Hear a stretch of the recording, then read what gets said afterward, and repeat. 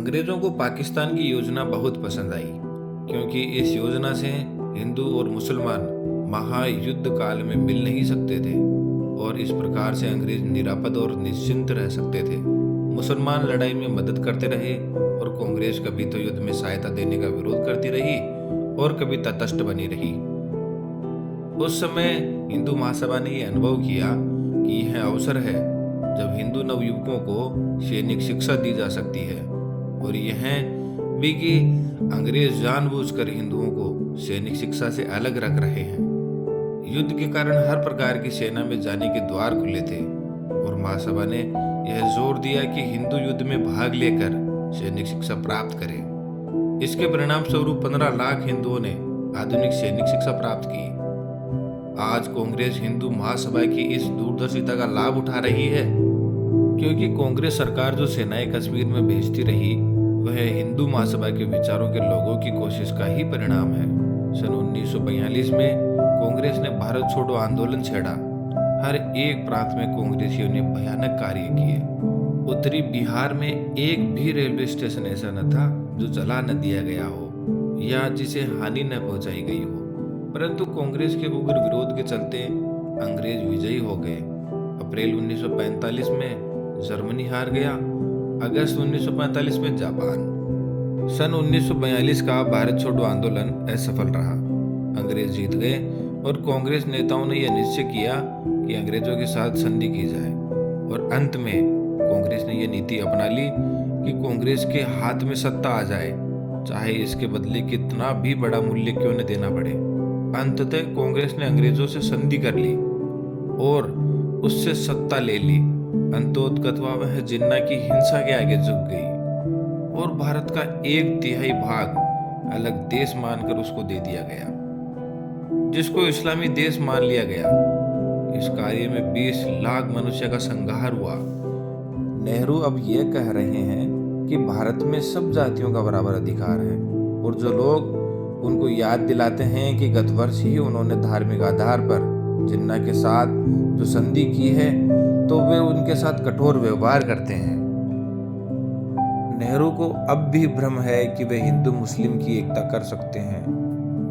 यह उस आदमी की स्थिति है जो घर के बाहर तो संसार से डरे और अपने घर में पत्नी से। नेहरू अब भी मुसलमानों से डरते हैं। मैं याद दिलाना चाहता हूँ कि सिंध में कांग्रेस ने भारत छोड़ो आंदोलन को त्यागने का वादा किया। अंग्रेजों को विश्वास दिलाया कि कांग्रेस जापान के विरुद्ध अंग्रेजों की सहायता करेगी और वायसराय लॉर्ड वेवल को भारतीय सरकार का प्रधान मानेगी। कांग्रेस ने कॉन्फ्रेंस चैम्बर में जाने के पहले इन 3 बातों को मान लिया था। अब मैं भारत के विभाजन की दुर्घटना और गांधी जी के वध की चर्चा करूंगा। मुझे इन बातों की चर्चा करके प्रसन्नता नहीं होती, परंतु भारतवासियों को और सारे संसार को उन 30 वर्षों के इतिहास का पता होना चाहिए जिनमें भारत के टुकड़े किए जाने की भूमिका बनी और हिंदू मुस्लिम एकता के नाम पर गांधी के गलत मार्गदर्शन में कांग्रेस अपना वास्तविक ध्येय खो बैठी। 5 करोड़ मुसलमान हमारे देश से अलग हो गए। पश्चिमी पाकिस्तान में हिंदू या तो मार डाले गए या उनका सब कुछ नष्ट हो चुका है। पूर्वी पाकिस्तान में भी यही हाल हो रहा है। 15 करोड़ 10 लाख आदमी बेघर हो गए, जिनमें 40 लाख मुसलमान भी हैं। और इतने भयानक परिणाम के बाद भी गांधी जी अपनी उसी नीति पर चले जा रहे थे। इस दशा को देखकर मेरा खून खोल उठा और मैं यह सहन न कर सका कि वे कुछ और समय तक देश का विध्वंस करते रहे। मैं व्यक्तिगत रूप से गांधी के विरुद्ध कटु शब्दों का प्रयोग नहीं करना चाहता, परंतु मैं यह अवश्य कहना चाहता हूँ कि मैं उनकी कार्यप्रणाली और नीति का घोर विरोधी था और हूँ। वास्तव में गांधी जी ने वह काम किया जो अंग्रेज हिंदू मुसलमानों में फूट डालकर करना चाहते थे।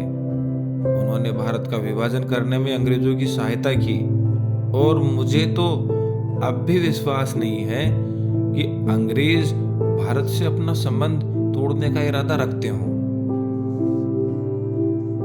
32 वर्षों से गांधी जी मुसलमानों के पक्ष में जो कार्य कर रहे थे और अंत में उन्होंने जो पाकिस्तान को 55 करोड़ रुपए दिलाने के लिए अनशन करने का निश्चय किया, इन बातों ने मुझे विवश किया कि गांधी जी को समाप्त कर देना चाहिए। भारत आने के पश्चात उन्होंने ऐसी नीति पर कार्य किया और अपने निर्णय को वे इस प्रकार अंतिम निर्णय समझने लगे कि यदि देश को उनके नेतृत्व की आवश्यकता हो तो वह उनके कहने पर चले, अन्यथा वे कांग्रेस से अलग होकर अपने ढंग पर व्यक्तिगत रूप से चलने पर तैयार हो जाते थे।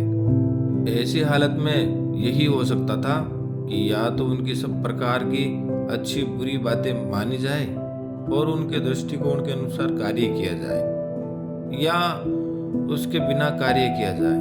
प्रत्येक निर्णय वे स्वयं करते थे। असहयोग आंदोलन के सब कुछ वही थे। सब अधिकार उन्होंने अपने पास ही रखे थे कि कब उसे प्रारंभ और समाप्त किया जाए, चाहे आंदोलन सफल हो या असफल, चाहे इसके कारण कितनी भी विपत्तियां आए। परंतु गांधी जी अपनी जिद से नहीं हटते थे। अन्य किसी को आंदोलन की रूपरेखा नहीं जानने देते थे। उनका सिद्धांत था कि एक सत्याग्रही कभी असफल हो ही नहीं सकता, परंतु सत्याग्रह की परिभाषा उन्होंने कभी स्पष्ट नहीं की। गांधी जी अपने सभी विषयों के स्वयं परामर्शदाता होते थे और स्वयं निर्णय करता। गांधी जी के उच्च चरित्र और अनवरत कार्य क्षमता के कारण उनकी ये सब बातें निभती रही और कोई भी उनके दुराग्रह से टक्कर न ले सका।